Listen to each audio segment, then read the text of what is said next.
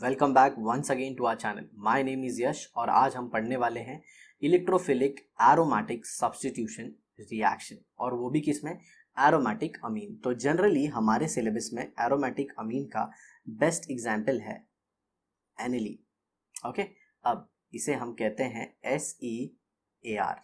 Okay, इस reaction को S stands for substitution, E stands for electrophilic और AR stands for aromatic. Okay, aromatic की तो condition आपको पता ही होगी, वो 4 कंडीशन है। रिंग होना चाहिए, हर एक कार्बन sp2 हाइब्रिडाइज होना चाहिए, हक्कल रूल फॉलो होना चाहिए, और जो रिंग है वो नियरली प्लेनर या फिर प्लेनर होनी चाहिए। ठीक है, अब देखिए, amino group is ortho and para directing and powerful ring activating group. मतलब ये रिंग एक्टिविटी मतलब क्या होता है, पहले हम पढ़ लेते हैं। आपने ऑलरेडी 11th में पढ़ा है, बट फिर भी मैं एक बार बता देता हूँ। तो देखिए, यहाँ पे ये हमारी हो गई बेंजीन रिंग। ये देखिए, अब इस पे कौन सा ग्रुप लग गया, NH2, और नाइट्रोजन के ऊपर है ये लोन पेयर। तो चलिए मैं H को थोड़ा सा ओपन करके दिखा देता हूँ। मान लीजिए ये N ऐसे है, H और ये H, और इधर ही नाइट्रोजन पे है एक p ऑर्बिटल। ओके, ये p ऑर्बिटल में है 2 इलेक्ट्रॉन। ठीक है, और यहाँ पे भी p ऑर्बिटल ओवरलैप है। तो एक्चुअल ये जो p ऑर्बिटल है ये तो ओवरलैप है। तो होता क्या है, देखिए यहाँ पे ध्यान से देखिएगा ताकि आपको कॉन्जुगेशन का मतलब समझ में आ जाए। तो ये नाइट्रोजन है, ये इसके हाइड्रोजन, ये हाइड्रोजन। ठीक है, अब ये जो p ऑर्बिटल है लोन पेयर के साथ, देखिए यहाँ पे ग्रीन कलर से मैं बनाने जा रहा हूँ, ये और ये और ये थोड़ा सा ऑर्बिटल आपको टेढ़ा करके दिखा रहा हूँ, और ये अब इनका ओवरलैप हो जाता है। ओके, और ये पेयर शिफ्ट हो जाती है इसमें। ठीक है, ऐसे तो नाइट्रोजन ने क्या किया, अपनी लोन पेयर को कॉन्जुगेट कर दिया किसके साथ, बेंजीन रिंग के साथ।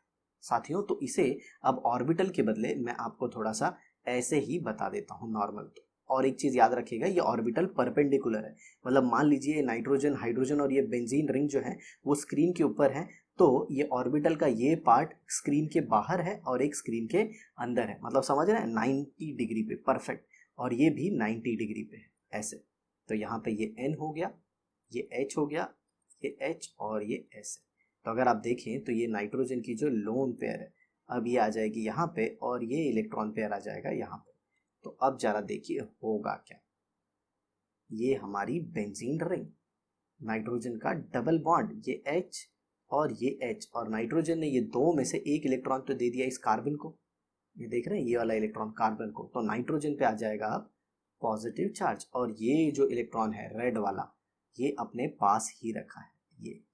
तो नाइट्रोजन पे आ गया पॉजिटिव चार्ज, और ये कार्बन का मिल गया ये रेड वाला इलेक्ट्रॉन, तो उसके पास आ गया ये रेड वाला एक इलेक्ट्रॉन, और एक तो पहले से ही था येलो, तो नेगेटिव चार्ज आ गया एक इलेक्ट्रॉन के वजह से, और ये ऐसे।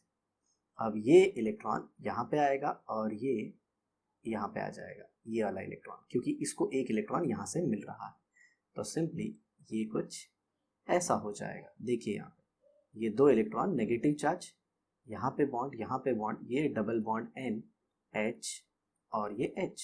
ये सब कुछ आपने पढ़ा है साथियों 11th स्टैंडर्ड में, नहीं पढ़ा है तो मैं आपको बता रहा हूँ। फिर ये 2 इलेक्ट्रॉन में से ये रेड वाला आ जाता है इसके पास, और ये चले जाता है इसके पास। तो और एक रेजोनेटिंग स्ट्रक्चर आ गया।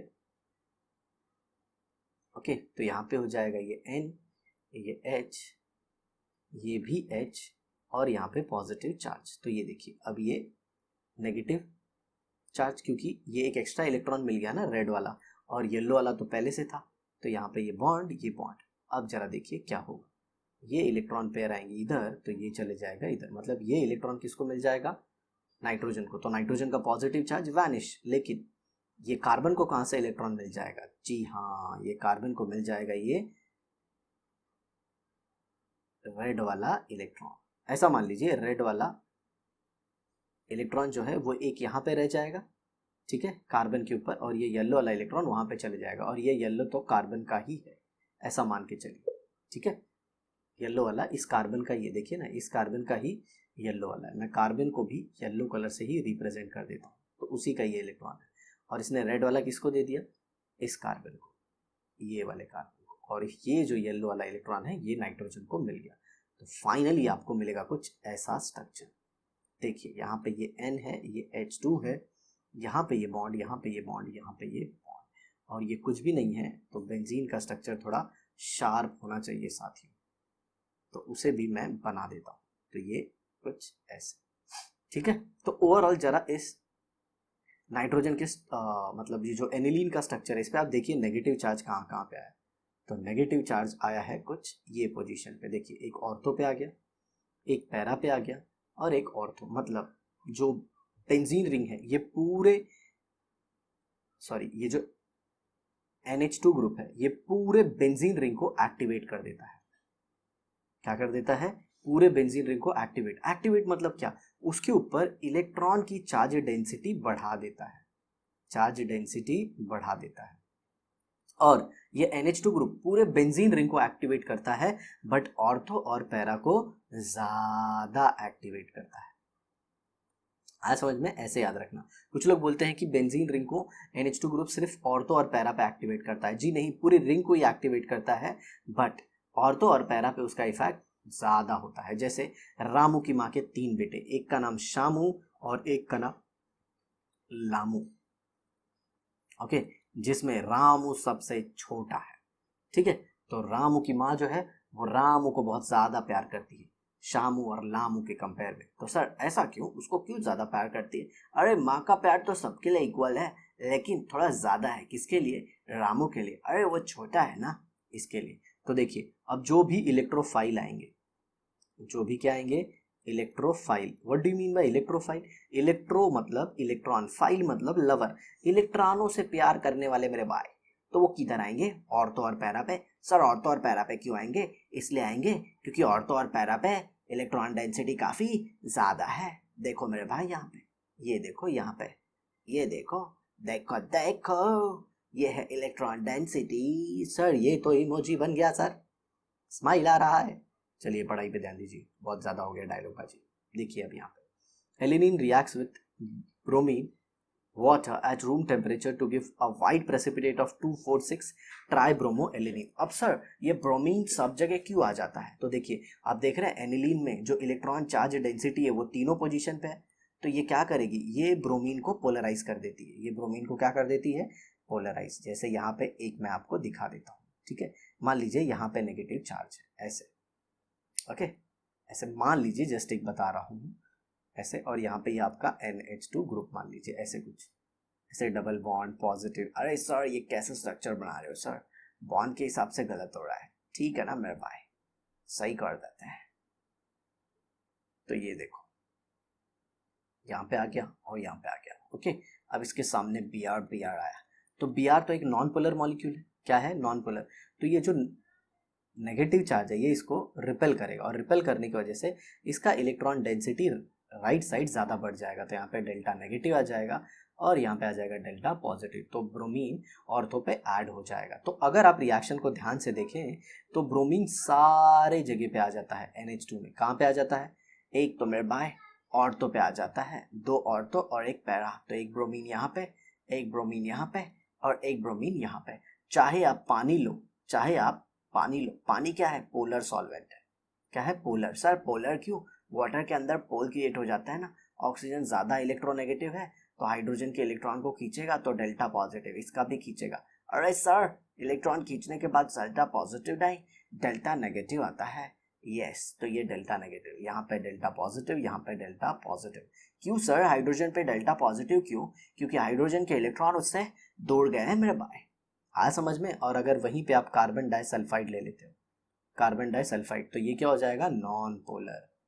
क्या आ जाएगा? Non polar. क्योंकि अगर इसमें आप नेट देखो बॉन्ड मोमेंट, तो ये एक दूसरे को कैंसिल करता है। यहाँ पे भी अगर आप बॉन्ड मोमेंट देखो तो ऐसे आता है, तो ये एक दूसरे को कैंसिल नहीं कर रहे। लेकिन यहाँ पे देख रहे हो बॉन्ड मोमेंट एक वेक्टर क्वांटिटी है और दोनों को कैंसिल कर रही है। और ऐसा इतना ज़्यादा बता दीजिए, हाँ बहुत ज़्यादा बता दिया, इतने की ज़रूरत नहीं है। तो अब जरा देखिए, आप कार्बन डाइसल्फाइड लो जो नॉन पोलर सॉल्वेंट है, या फिर पानी लो ब्रोमीन, तो तीनों पोजीशन पे आ जाएगा मेरे भाई। क्यों? क्योंकि ये NH2 ग्रुप काफ़ी ज़्यादा एक्टिवेटिंग है, काफ़ी ज़्यादा क्या है? एक्टिवेटिंग। तो इसकी एक्टिविटी को कैसे कम किया जाए वो मैं आपको बता देता हूँ, जो आपके इस टेक्स्ट बुक में ऐसे बॉक्स में लिखा हुआ है। चलिए देखते हैं, ओके। तो ये देखिए, ये पूरा बताया है कि बहुत ज़्यादा एक्टिवेटिंग हो जाता है तो उसे कैसे थोड़ा सा कम एक्टिवेटिंग करते हैं। ओके देखिए एनिलीन बहुत ज़्यादा एक्टिव है, ये ऐसे आ जाएगा, ये ऐसे आ जाएगा, पूरी दुकान लग जाती है मेरे भाई। तो हमें क्या करना है, हमें एनिलीन को थोड़ा कम एक्टिवेट बनाना है। कम एक्टिवेट मतलब इसकी जो लोन पेयर है ना, ये पूरे बेंजीन के साथ नहीं रेजोनेंस करनी चाहिए। तो हम लोग क्या करेंगे, अब जरा देखो यहाँ पे मैंने ये एनिलीन के बदले एक अलग कंपाउंड ले लिया। जरा ध्यान से देखिएगा, ये एन हो गया, ये सी डबल बॉन्ड ओ, और यहाँ पे मान लीजिए CH3 हो गया, और ये एक H हो गया। अब जरा देखिए ये नाइट्रोजन की लोन पेयर यहाँ पे भी आ सकती है। ओके और एक दूसरा स्ट्रक्चर इसी का मैं और बना के आपको दिखा देता हूँ। ये नाइट्रोजन, ये हाइड्रोजन, और ये C double bond O CH3। तो ये जो नाइट्रोजन की लोन पेयर है ये इधर भी जा सकती है ऐसे, तो ये रेजोनेंस हो गया, और इधर आ गई तो ये रेजोनेंस हो गया। अब जरा देखिए यहाँ पे कार्बोनिल ग्रुप है, यहाँ पे कौन है, sp2 हाइब्रिडाइज कार्बन, तो इसमें ये वाला रेजोनेंस ज्यादा होता है, ये वाला रेजोनेंस ज्यादा होगा, मतलब जो कॉन्जुगेशन है नाइट्रोजन का CO के साथ वो ज्यादा होगा। मैं ऐसा नहीं कह रहा हूँ कि ये नाइट्रोजन का लोन पेयर इस कार्बन के साथ कॉन्जुगेशन नहीं करेगा, करेगा लेकिन कम करेगा, करेगा लेकिन कम करेगा। और ऐसी सिचुएशन जिसमें एक लोन पेयर अपने लेफ्ट और राइट दोनों साइड कॉन्जुगेशन में इन्वॉल्व होता है, तो इसे हम क्रॉस कॉन्जुगेशन कहते हैं। क्या कहते हैं, क्रॉस कॉन्जुगेशन। और सर ये तो मैं कभी सुना ही नहीं था। ओके याद रखना, आया समझ में। तो इन शॉर्ट मुझे कहने का ये है कि नाइट्रोजन का जो लोन पेयर है अब वो बेंजीन रिंग में कब अवेलेबल होगा, कम अवेलेबल होगा तो बेंजीन रिंग लेस एक्टिवेटेड होगी। अभी भी एक्टिवेटेड होगी लेकिन उतनी ज़्यादा एक्टिवेटेड नहीं होगी। आया समझ में, जी हाँ। और फिर आप उसका ब्रोमिनेशन कराएंगे तो ब्रोमीन आ जाएगा पैरा पोजीशन पे, ये देखिए यहाँ पे। तो ये रिएक्शन कैसे होगा, ये N हो गया, ये H2 हो गया, NH2। अब इसका रिएक्शन करा दीजिए CH3COCl से, या फिर आप इसका रिएक्शन करा सकते हैं CH3C double bond O C double bond O CH3, acetic anhydride. इसका नाम क्या है, एसिटिक एनहाइड्राइड। दोनों में आपको प्रोडक्ट सेम ही मिलेगा। और इसे क्या कहते हैं, इसे कहते हैं ethanoyl chloride. Ethanoyl chloride. Sir ethanoyl chloride क्यों, क्योंकि देख रहे हो ये दो कार्बन तो इथेन हो गया, और इसको बोलते हैं ऑयल, और ये क्लोराइड। और ये कैसा है, एसिटिक एसिड से दो एसिटिक एसिड का मॉलिक्यूल लीजिए और उसमें से पानी को निकाल दीजिए, तो ये एनहाइड्राइड बच जाएगा, मतलब बिना पानी का। अब जरा देखिए ये रिएक्शन कैसे होती है। ये रिएक्शन एडिशन एलिमिनेशन टाइप की है। ओके देखो कुछ ऐसा, ये N हो गया। सर N तो ऊपर रहता है ना, अरे भाई दोनों पोजीशन सेम है। यहाँ पे देखो H3C C double bond O Cl। अब जरा देखो इधर नाइट्रोजन जो है, नाइट्रोजन वो इस कार्बन का इलेक्ट्रॉन खींचेगा जिससे उसके ऊपर आएगा डेल्टा नेगेटिव। सर हाइड्रोजन का नहीं खींचेगा, हाइड्रोजन का भी खींचेगा जिससे उसके ऊपर क्या आएगा, डेल्टा नेगेटिव। ओके कौन से इफेक्ट की वजह से, माइनस आए। यहाँ पे कार्बन का ये दोनों इलेक्ट्रॉन कौन खींच रहा है, ये ऑक्सीजन खींच रहा है। और सर क्लोरीन भी तो खींच रहा है बगल में, ये भी खींच रहा है, तो यहाँ पे क्या आएगा, डेल्टा पॉजिटिव। आया समझ में। तो इधर डेल्टा नेगेटिव, इधर डेल्टा पॉजिटिव, पूरा दुनिया जानते हैं, पूरा जग जानते हैं कि क्या होएगा, अभी अट्रैक्शन होएगा। तो इधर बॉन्ड बनने का माहौल बन गया, और बॉन्ड बनना है, नया बॉन्ड बनना है तो पुराने बॉन्ड को टूटना पड़ेगा, तो पाई बॉन्ड क्या हो जाता है, टूट जाता है। अब देखो नेक्स्ट स्टेप में क्या होता है, ये हो गया ऐसा, ये N, ये H2, नाइट्रोजन के ऊपर पॉजिटिव चार्ज। ओके एक H को थोड़ा अलग से बना देता हूँ मैं ताकि आपको समझने में आसानी हो। ये देखो ये H इधर, और ये क्या आ गया, CO नेगेटिव। सर O के ऊपर नेगेटिव क्यों आया, तो देखो इधर O ने इस इलेक्ट्रॉन को ले लिया, येलो कलर इलेक्ट्रॉन, और ये जो रेड वाला है ये तो उसका खुद का है ना, ये वाला, तो ये एक रेड वाला इलेक्ट्रॉन और नेगेटिव आया येलो वाले की वजह से। ठीक है अब इधर देखो, इधर और क्या आ जाएगा, CH3 आ जाएगा, और ये Cl आएगा। अब ऑक्सीजन के पास ये एक लोन पेयर है, और ऑक्सीजन के आउटर मोस्ट शेल में कितने इलेक्ट्रॉन होते हैं, 6 होते हैं। तो ये 1 2 3 4 5 6, सर ये तो 7 हो गए। अरे बाबा 7 मतलब ये एक येलो उसने कार्बन का लिया है ना इलेक्ट्रॉन। ओके तो ये देखो ये कितने हो गए, 1 2 3 4 5 6, और ये येलो वाला उसने कहाँ से लिया, कार्बन से। तो ऑक्सीजन के ऊपर नेगेटिव चार्ज। अब ये जितने भी लोन पेयर देख रहे हो आप, ये एक लोन पेयर, ये दूसरी लोन पेयर, और ये तीसरी लोन पेयर। ओके और एक एक्स्ट्रा इलेक्ट्रॉन आप देख रहे हो ना, तो इनके बीच में बहुत तगड़ा रिपल्शन होता है, और रिपल्शन होने की वजह से ये पेयर वापस आ जाती है। ये पेयर क्या हो जाती है, वापस आती है ऐसे। और एक क्लोरीन जो है एक अच्छा लिविंग ग्रुप है, क्लोरीन क्या है, एक अच्छा लिविंग ग्रुप, तो वो निकल जाता है। ओके, और साथ ही साथ इधर देखो नाइट्रोजन के ऊपर पॉजिटिव चार्ज है, तो नाइट्रोजन को पॉजिटिव चार्ज बिल्कुल पसंद नहीं, तो वो क्या करेगा, वो यहाँ से प्रोटॉन को रिलीज करेगा, मतलब इस हाइड्रोजन के इलेक्ट्रॉन को नाइट्रोजन खुद रख लेगा और यहाँ से H+ निकलेगा। तो ये H+, ये Cl- निकल जाएगा HCl, और फाइनली आपको मिल जाएगा कुछ ऐसा, NHC++O ठीक है। ओके, ये पर्टिकुलर कंपाउंड जो है, ओके, ये एनिलीन के कंपेयर में लेस एक्टिवेटेड होगा। लेस एक्टिवेटेड मतलब इसमें बेंजीन रिंग पे इलेक्ट्रॉन डेंसिटी कम होगी कंपेयर टू एनिलीन। अब इसका ब्रोमिनेशन कराएंगे तो जो ब्रोमीन है वो पैरा पे आएगा, ऑर्थो पे भी आएगा, लेकिन वो माइनर प्रोडक्ट होगा। क्या होगा, माइनर प्रोडक्ट। जैसे आपने, चलिए एक दूसरा पेज पर लिखता है,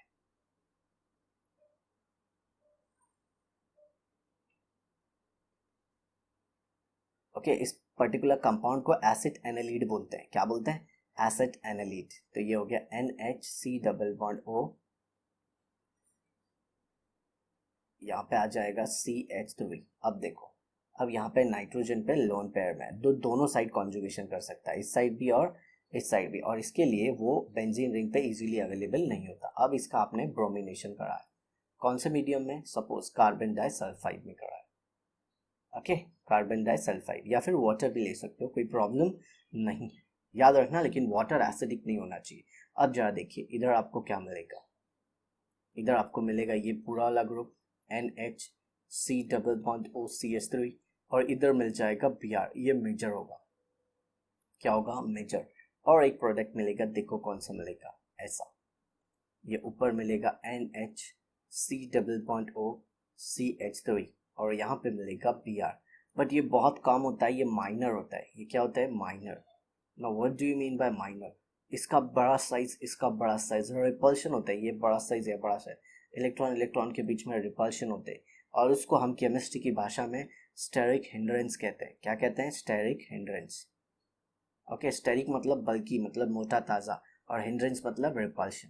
आया समझ में, तो ये मेजर हो गया। लेकिन सर इसके जगह पे तो अपने को एनिलीन चाहिए ना, तो नो वरीज, इसका एसिड हाइड्रोलाइजेशन करा दो, एसिड हाइड्रोलिसिस। और एसिड हाइड्रोलिसिस कराने पे ये तुमको मिल जाएगा NH2, और यहाँ पे मिल जाएगा Br2। वैसे इसका भी कराएगा तो यहाँ पे भी NH2 आ जाएगा। सर एसिड हाइड्रोलिसिस कराने से ये पूरा कैसे ऐसे कन्वर्ट हो गया, वो तो बात की बात है, उसका मैकेनिज्म है। अगर वो चाहिए तो नीचे जो कमेंट बॉक्स है ना, उसमें लिखो, लिखो कि सर हमको मैकेनिज्म चाहिए। जितना ज़्यादा कमेंट आएगा तो मैं वीडियो बनाएगा, क्योंकि होएगा क्या, अगर मैं इसमें एक्सप्लेन करेगा वीडियो का साइज बड़ा हो जाएगा, फिर बहुत सारे बच्चे लोग बोलते हैं सर कितना लंबा लंबा वीडियो बनाता है। आ गया सबको समझ में, तो चलिए अब हम बढ़ते हैं आगे। अब नेक्स्ट जो रिएक्शन कराना है वो है नाइट्रेशन। ठीक है, नाइट्रेशन मतलब बेसिकली NO2 ग्रुप को इंट्रोड्यूस कराते हैं हम बेंजीन रिंग पे। ठीक है, यहाँ पे देखिए नाइट्रेशन क्या है, ये एनिलीन है, और इसे हम रिएक्ट करा देंगे किससे, concentrated HNO3 plus concentrated H2SO4, ऐसे दोनों से रिएक्ट करा दी। ओके, ये ऊपर ही लिखना चाहिए था बट थोड़ा सा स्पेस कम था तो मैंने यहाँ पे लिख दिया। ठीक है, अब इस रिएक्शन में आपको मिक्सचर ऑफ प्रोडक्ट मिल जाएगा, NH2, एक तो यहीं पे NO2 आता है, प्लस दूसरा आता है NH2, और एक यहाँ पे आएगा, और एक प्रोडक्ट आ जाता है NH2, और एक यहाँ पे आ जाता है NO2। तो ये देखिए ये मेटा, तीसरे वाले प्रोडक्ट का नाम क्या हो जाएगा, मेटा नाइट्रो एनिलीन। बीच वाले का क्या नाम है, इसका नाम है ऑर्थो नाइट्रो एनिलीन, और इसका नाम क्या है, इसका नाम है, तो जो मिडल वाला प्रोडक्ट है उसका नाम क्या होगा, उसका नाम होगा पैरा नाइट्रोफिनॉल, अरे सॉरी पैरा नाइट्रो एनिलीन, और इसका नाम क्या होगा, ऑर्थो नाइट्रो एनिलीन। ओके, तो ये हो गया पैरा, ये हो गया मेटा। ओके, और सबका प्रोपोर्शन अलग अलग बनता है। ये दोनों तो खैर ठीक है, ये तो समझ में आता है कि जो एनिलीन है वो ऑर्थो पैरा डायरेक्टिंग है। सर आपने अभी बताया था कि ऑर्थो और पैरा पोजीशन पे नेगेटिव चार्ज आता है, और मैं आपको बताऊं ये दोनों का मिक्सचर क्या बना देता है, NO2 बना देता है, NO2 प्लस। इसको बोलते हैं रियल अटैकिंग इलेक्ट्रोफाइल। क्या बोलते हैं, रियल अटैकिंग इलेक्ट्रोफाइल। ये दोनों से जनरेट होता है और फिर ये ऑर्थो और पैरा पे जाता है। तो ये कैसे बन गया, मेटा वाला कैसे बना, तो देखिए एसिडिक मीडियम की वजह से होता क्या है कि यहाँ पे ये जो NH2 है ये ले लेता है H प्लस, किससे, यहाँ पे देख रहे हैं आप कॉन्सेंट्रेटेड नाइट्रिक एसिड है, और ये इससे एक्सेप्ट कर लेता है। कैसे एक्सेप्ट करता है, नाइट्रोजन के पास दो लोन पेयर है, उस सॉरी दो इलेक्ट्रॉन है लोन पेयर के, तो उसमें से एक इलेक्ट्रॉन वो H प्लस को दे देता है, और फाइनली ये बन जाता है कुछ ऐसा NH3 पॉजिटिव। और ये क्या बन गया, ये बन गया एनिलीनियम आयन। क्या बन गया, एनिलीनियम आयन। और एनिलीनियम आयन जो होता है वो डीएक्टिवेटिंग ग्रुप होता है। क्या होता है, डीएक्टिवेटिंग। ओके, और इसीलिए ये कहाँ पे आ जाता है, मेटा पे आ जाता है। कहाँ पे आ जाता है, मेटा पे। आया समझ में। तो फिर हमें डिजायर्ड प्रोडक्ट नहीं मिल रहा है तो हम क्या करेंगे, तो वही मैं आपको आगे बताने वाला हूं। चलिए देखते हैं यहाँ पे। तो ये देखिए आपको पैरा वाला मिल गया 51%। ओके, और यहाँ पे मेटा वाला 47%, और जो हमारा ऑर्थो वाला है वो कितना मिला, सिर्फ 2%। सर ऑर्थो वाला कम क्यों मिला इतना, तो देखो NH2 का दो इफेक्ट होता है, NH2 का दो इफेक्ट होता है, एक होता है -I और दूसरा होता है +R। तो -I डिस्टेंस डिपेंडेंट है, ये तो डिस्टेंस पे बिल्कुल नहीं डिपेंड करता। तो +R डिस्टेंस डिपेंडेंट होने के सॉरी +R जो है वो डिस्टेंस इंडिपेंडेंट है, तो इसके हिसाब से ऑर्थो और पैरा के प्रोडक्ट का अमाउंट सेम आना चाहिए। बट -I इस ऑर्थो पोजीशन पे ज़्यादा होता है कंपेयर टू पैरा। क्यों, ऑर्थो पोजीशन इस कार्बन से जस्ट सेकेंड पोजीशन पे है, लेकिन पैरा जो है वो फोर्थ पोजीशन पे। अगर आप देखें नाइट्रोजन के रिस्पेक्ट में ये फर्स्ट, ये सेकेंड, ये थर्ड और ये फोर्थ, मतलब एकदम ऑपोजिट है। आया समझ में। चलिए अब आगे देखते हैं। तो अब जरा देखिए, however to get para nitro aniline as a major product NH2 group is first protected by acetylation. ये जो हमने किया था ना यहाँ पे एसिटाइलेशन, ये ऐसे कन्वर्ट कर लेते हैं और फिर नाइट्रेशन कराते हैं।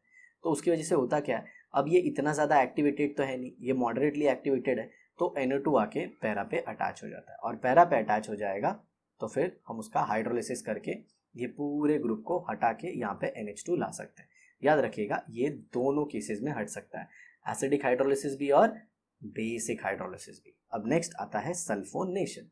अब सल्फोनेशन में हम लोग क्या करते हैं, एनिलीन को रिएक्ट करा देते हैं कॉन्सेंट्रेटेड सल्फ्यूरिक एसिड से, जो कि बना देता है anilinium hydrogen sulphate which on heating with sulphuric acid at 453 to 473 kelvin. ये याद रखिएगा जरूर, ये टेम्परेचर बहुत इंपॉर्टेंट है।